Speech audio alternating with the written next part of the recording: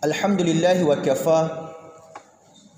Wassalatu wassalamu ala rasulil mujtaba Sayyidina wa habibina wa syafi'ina wa maulana Muhammadin al-Mustafa wa ala alihi wa ashabihi wa dhurriyatihi wa kulli man ittaba'al huda. Ashhadu an la ilaha illallah wahdahu la syarika lah wa ashhadu anna Muhammadan abduhu wa rasuluhu la nabiyya wa la rasula ba'dah. Qala Allah Ta'ala fi kitabihil karim, A'udzu billahi minasy syaithanir rajim. Ya ayyuhalladzina amanu taqullaha haqqa tuqatih wa la tamutunna illa wa antum muslimun. Ma'asyiral muslimin, sidang jemaah Jumat yang dimuliakan oleh Allah Subhanahu wa taala. Kita sudah melewati berpekan-pekan situasi yang dimana belum berakhir masa pandemi. Tapi yakinlah, setiap pandemi ada kemenangan yang akan bersemi. Selalu ada kemenangan yang siap bersemi. Kita mesti bersyukur karena Allah Subhanahu wa taala memberikan kita kemuliaan demi kemuliaan pada kesempatan yang mulia ini. Minimal ada 4 kemuliaan pada saat ini juga kita sudah rasakan. Kalau Jumat-Jumat lalu khatib menyampaikan kita mendapatkan kemuliaan yang pertama, yakni kita mendapatkan hari yang mulia di hari Jumat. Tentu kalau kita banyak bersyukur dan bersalawat, itu akan kita dapatkan banyak manfaat yang berlipat-lipat. Dan insya Allah kita terhindar dari banyak mudarat. Kita insya Allah selamat di dunia dan akhirat. Itu baru kemuliaan yang pertama. Yang kedua, kita mendapatkan kemuliaan lainnya. Kita berkumpul di rumah Allah, di tempat yang mulia, juga berkumpul bersama orang-orang yang mulia. 3 kemuliaan. Ditambah lagi, ini bulan suci Ramadan, yang walau rasanya berbeda dengan tahun sebelumnya, bulan Ramadan sebelumnya, tapi yakinlah kemuliaannya tidak akan pernah berubah.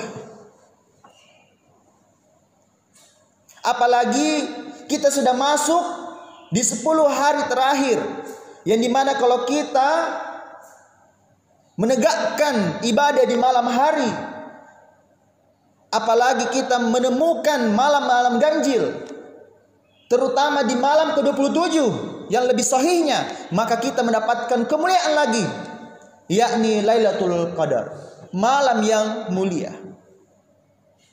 Masya Allah, apa yang kurang mulia yang kita dapatkan?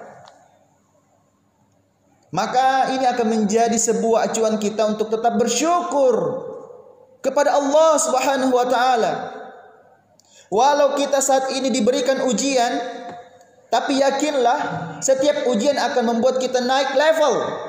Apalagi kita ditempa di bulan di mana kita menahan dahaga, kita menahan lapar, dan kita menahan hawa nafsu kita terhadap yang lainnya. Masyiral muslimin, sidang jamaah Jumat yang dimuliakan oleh Allah Subhanahu wa taala. Kalau Jumat yang lalu ketika kami diundang ke sini, kita sudah membahas 3 hikmah di balik wabah. Maka pada kesempatan ini ada 3 hikmah lainnya. Kami sedang merangkum sebuah buku yang judulnya 99 hikmah di balik wabah.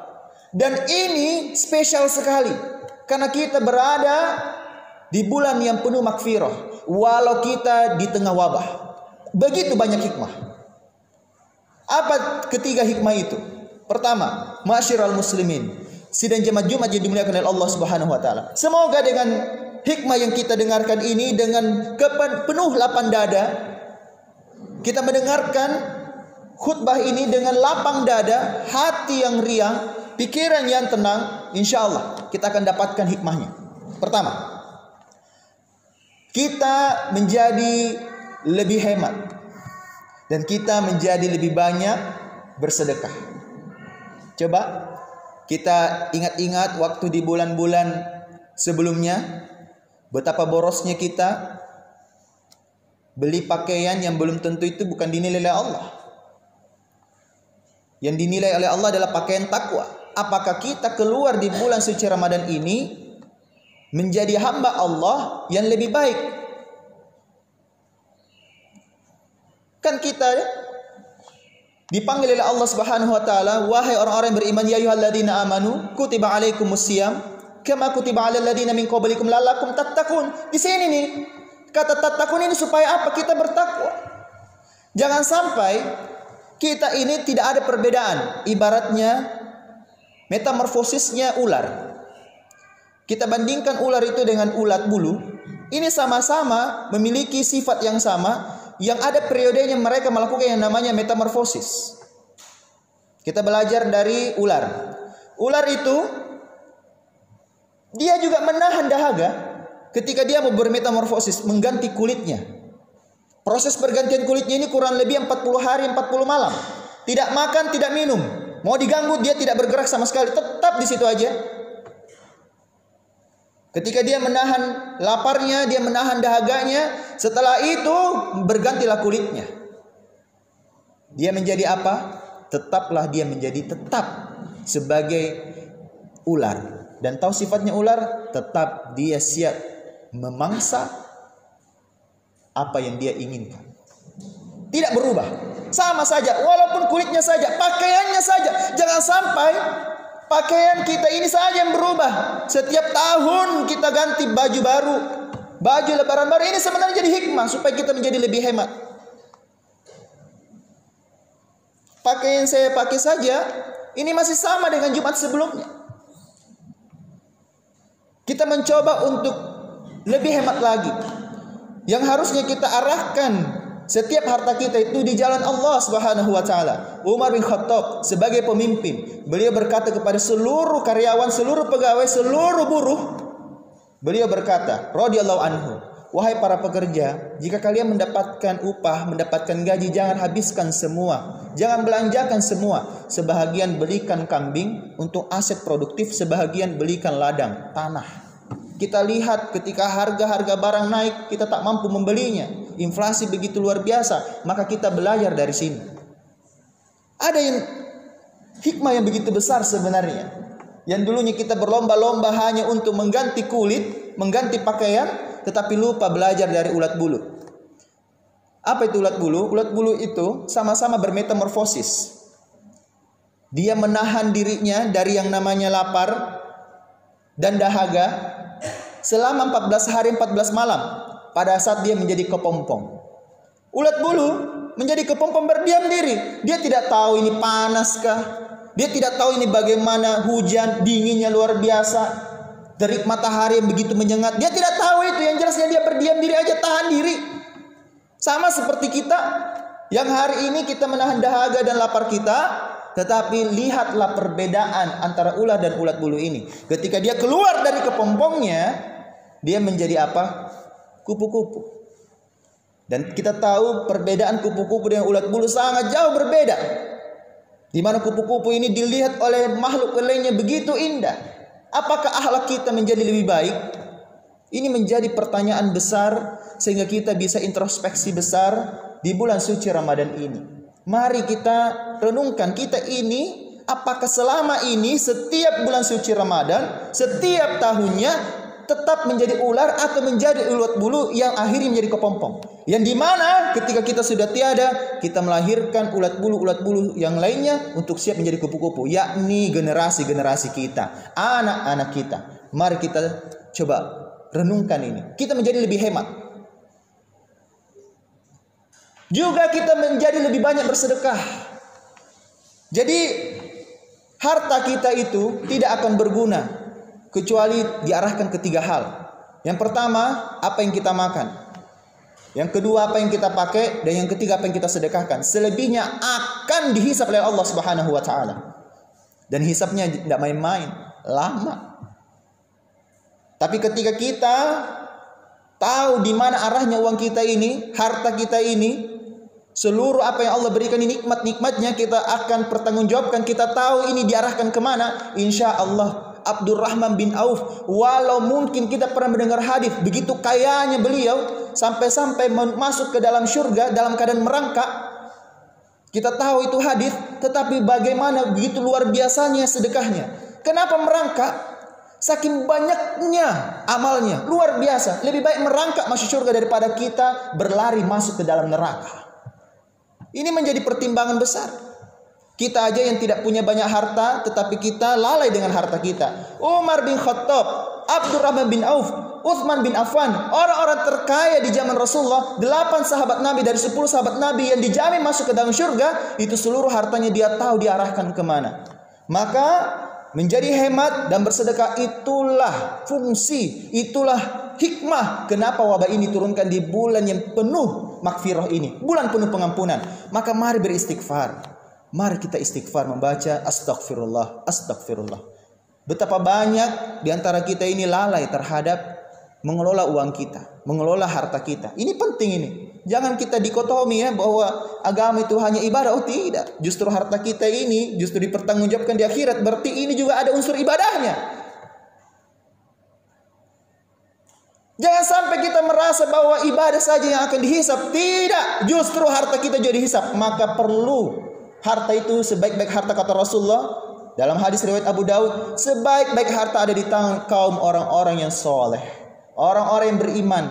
Kita hari ini, Masya Allah, kita ini tereliminasi, terseleksi oleh alam. Siapa yang tetap bisa menjalankan kewajibannya di bulan suci Ramadan, sudah berpuasa, sudah waktunya sholat Jumat, kita tetap masuk ke dalam masjid. Luar biasa. Kita tetap untuk senantiasa untuk mewujudkan rasa syukur kita, kewajiban kita, bakti kita pada Allah Subhanahu wa taala. Masya Allah.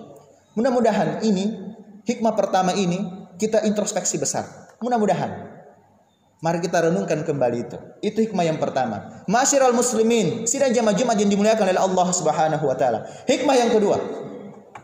Hikmah yang kedua di tengah wabah, di bulan penuh maghfirah adalah disinilah kita melihat intuisi kepemimpinan masing-masing. Kita tidak perlu melihat kepemimpinan yang terlalu besar. Para penguasa tidak perlu. Kita sudah pasti tahu. Tetapi kita lihat dulu pada diri kita masing-masing. Bagaimana intuisi kepemimpinan ini kita bisa belajar dari 2 raja. Yang satu laki-laki, yang satu perempuan. Raja dan ratu. Coba Anda cek dalam surah An-Naml. Dalam surah An-Naml itu dikisahkan kisahnya siapa? Di situ ada kisah tentang Ratu Balqis yang dimana dia memiliki kerajaan yang begitu megah, singgasananya luar biasa. Lalu di surah yang lain dalam surah Yusuf itu juga ada sosok raja, Raja Mesir. Yang dimana saat itu ada Nabi Yusuf alaihissalam. Kalau di Ratu Balqis ada sosok Nabi Sulaiman alaihissalam yang diutus oleh Allah Subhanahu wa taala untuk mendakwahi para pemimpin. Mari kita cek apa perbedaannya dalam merespon sebuah wabah atau bencana atau sebuah musibah. Mari kita cek. Ketika masing-masing nabi ini Allah Subhanahu wa taala mentakdirkan setiap pemimpinnya mendapatkan sebuah kabar yang tidak enak, seperti kita cek dalam surah An-Naml ayat 24. Bagaimana Ratu Balqis mengakui bahwa ada surat yang datang dari sosok Nabi Sulaiman. Bayangkan itu suratnya, Anda boleh cek sendiri. Surah An-Naml ayat 24, An-Naml ayat 24. Di situ ada sebuah ancaman yang akan datang. Ratu Balqis saat itu responnya itu merasa bahwa wah saya tertekan ini. Dan dia pun ambil seluruh menterinya untuk bertanya tentang surat ini. Tetapi para menterinya mengatakan kita siapkan, kita punya pasukan. Kalau ada yang ancaman kita serang mereka. Tetapi Ratu Balqis tidak mau responnya seperti itu. Karena kenapa? Lebih berbahaya yang akan datang dibandingkan kekuatannya untuk menyerang balik yang apa akan datang itu. Apa isi surat dari Sulaiman? Sebuah ajakan untuk beriman kepada Allah Subhanahu wa taala. Bagi seorang ratu yang kafir, tentu ini ancaman. Akhirnya dia harus meninggalkan ibadahnya kepada matahari. Dan akhirnya saat itu dia coba-coba dulu untuk uji Nabi Sulaiman dengan membalas surat. Suratnya itu berisi tulisan dan juga diiringi dengan hadiah. Tetapi pada saat dikirim hadiah, apa respon Nabi Sulaiman? Kami akan kirim bala tentara untuk menyerangmu. Dan saat itulah Balkis langsung ketakutan. Dan dia pun menerima. Dan dia menerima. Apa yang dia terima? Ketaatan untuk menyembah Allah Subhanahu wa taala. Luar biasa. Nah, di sini kita bisa melihat bagaimana pengikut-pengikut dari Ratu Balkis itu merespon kurang bagus. Ibaratnya orang bilang itu hajar rata saja. Tapi berbeda dengan respon dari menteri atau respon dari orang-orang terbaik di bawah Raja Mesir. Coba bayangkan ketika Raja Mesir itu bermimpi, Allah Subhanahu wa taala ibarat memberikan surat secara tersirat di dalam mimpi pada saat tidur sang raja tentang akan datangnya wabah. Di mana mimpinya berisi apa? Coba cek di surat Yusuf. Itu lengkap kisahnya, luar biasa.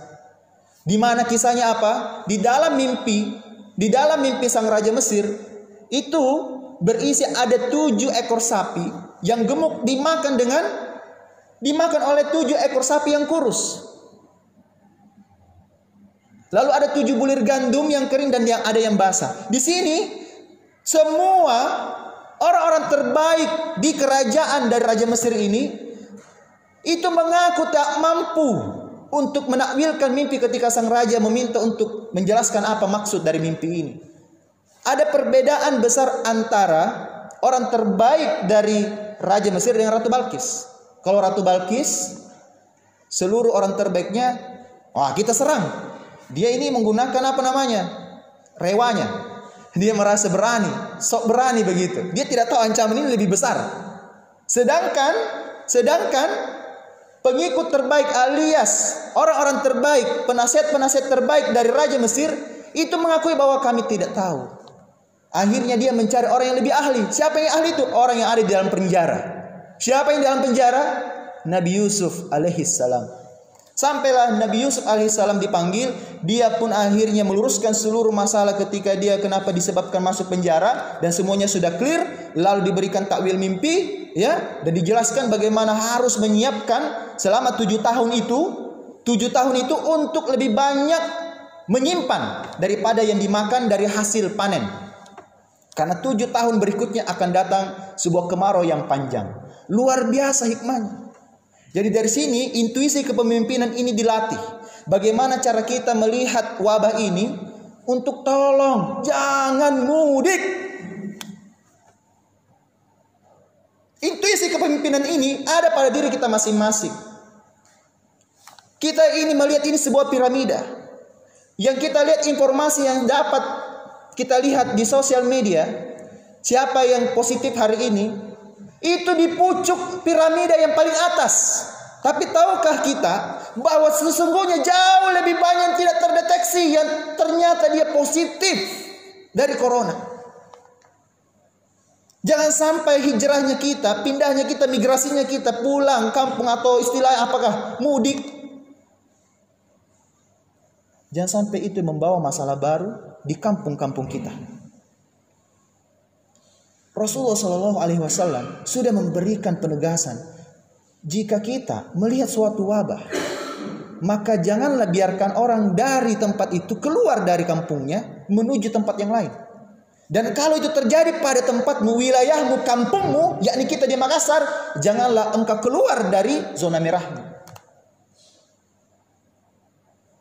Kenapa kita tidak belajar? Rasulullah ini sudah menyampaikan, ini hadis sahih. Di mana keimanan kita? Kita katanya beriman kepada Allah, beriman kepada Rasulnya, lalu kita tidak mengamalkannya. Mana bukti kita tak takun itu? Tak takun. Kita sudah selalu mendengarkan dari para penceramah, dari para khatib. Tetapi itu hanya sekedar di telinga, tapi tidak merasuk ke dalam jiwa. Tidak masuk ke dalam pikiran. Jangan mudik. Jangan bawa masalah baru. Cukuplah kita saja yang tahu ini. Kalau di luar sana tidak kita sampaikan, ya cukuplah kita yang tahu. Saya bersyukur kompleks perumahan kami itu bisa menyelenggarakan Idul Fitri untuk kalangan kita saja. Jadi tidak perlu sampai pulang kampung. Kami juga rindu kampung. Kami juga rindu silaturahim dengan keluarga kami. Tetapi kami lebih cinta agar mereka tetap sehat. Kezaliman jangan kita biarkan terjadi pada kepemimpinan diri kita masing-masing. Ini hikmah yang kedua. Hikmah yang terakhir, masyiral muslimin rahimakumullah. Hikmah yang terakhir ini semoga menjadi sebuah kabar gembira buat kita. Mari kita lihat di dalam surah An-Nasr, surah yang begitu pendek. A'udzubillahi minasyaitonirrajim. Bismillahirrahmanirrahim. Idza jaa nasrullahi wal fath wa ra'aitan nasa yadkhuluna fi dinillahi afwaja fasabbih bihamdi rabbika wastaghfir innahu kana tawwaba. Sadaqallahul azim. Ini kita biasa dengarkan oleh para imam, tapi kita tidak tahu artinya. Allah Subhanahu wa taala berfirman, apabila telah datang pertolongan Allah dan kemenangan. Nasrullah wal fath. Pertolongan Allah dan kemenangan. Hari Idul Fitri adalah hari kemenangan kita. Hari kemenangan kita, maka berdoalah di 10 hari terakhir ini, minta kepada Allah Subhanahu wa taala. Semoga Allah menurunkan pertolongannya. Iyyaka na'budu wa iyyaka nasta'in. Kita sudah menyembah Allah, maka mintalah kepada Allah. Hanya kepadanya kita beribadah dan hanya kepadanya kita meminta pertolongan. Maka mintalah. Setiap kita menjelang buka puasa, jangan main-main. 10 menit terakhir itu menjelang buka puasa itu waktu terbaik mustajabah untuk berdoa kepada Allah supaya Allah Subhanahu wa taala kabulkan doa-doa kita, supaya negeri kita ini, bumi ini selamat dan bersih dari wabah kembali. Amin. Lalu Allah Subhanahu wa taala lanjutkan di ayat yang kedua, dan kamu akan lihat manusia berbondong-bondong masuk ke dalam agama Allah. Saya melihat ada sebuah iklan di sosial media. Bayangkan orang bule-bule yang masuk Islam itu sudah masuk melakukan islamisasi. Berbondong-bondong orang memeluk Islam. Dan itu kita sudah dengar, kita sudah dapat kabar. Dan ingatlah, ketika seluruh masalah tak mampu diselesaikan, ternyata agama Islam yang punya solusinya. Maka lihatlah orang berbondong-bondong memeluk agama Allah, dan Allah Subhanahu wa taala memberikan sebuah wejangan kepada kita di ayat yang ketiga. Maka bertasbihlah dengan memuji Tuhanmu, subhanallah, dan mohonlah ampun, dan kita meminta ampun kepadanya, karena Allah Subhanahu wa taala sesungguhnya Dia adalah Maha penerima taubat. Jadi di bulan suci Ramadan ini, di bulan penuh makfirah, bulan penuh pengampunan, maka kita manfaatkan sebaik-baiknya untuk memuji Allah dan juga lebih banyak beristighfar. Karena istighfar adalah kunci dari pertolongan Allah dan kemenangan. Kunci dari pertolongan Allah dan kemenangan. Istighfar. Astagfirullah, astagfirullah, astagfirullah. Semoga khutbah ini bermanfaat buat kita semua. Mari kita renungkan baik-baik. Hanya 3 saja. Hanya 3 saja tadi. Ingat kembali. InsyaAllah. Barakallahu lakum fil Qur'anil Karim. Wa nafa'ni wa iyyakum fihi minal ayati wa dzikril hakim. Wa taqabbala minna wa minkum tilawatahu innahu wal ghafurur rahim.